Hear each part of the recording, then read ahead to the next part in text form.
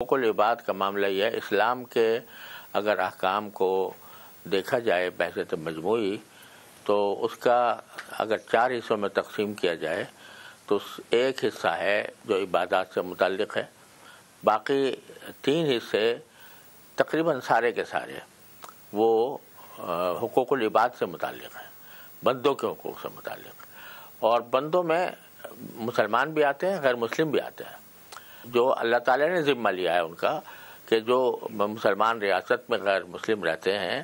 ان کی جان، مال، آبرو، ان تینوں کا اللہ تعالیٰ نے ذمہ لیا ہے۔ تو اگر کوئی شخص ان میں سے کسی حق کو بھی پامال کرے گا تو جنت کی خوشبو بھی نہیں سونگھے گا، یہ الفاظ ہیں حدیث کے۔ تو اس وجہ سے حقوق العباد میں ساری چیزیں آ جاتی ہیں۔ میں نے بتایا 3/4 حصہ جو ہے اسلام کے احکام کا حقوق العباد سے متعلق ہے، اور حقوق العباد میں زیادہ سنگینی اس وجہ سے بھی آتی ہے کہ اگر کوئی شخص حقوق اللہ کی خدا نہ کرے خلاف ورزی کرتا ہے تو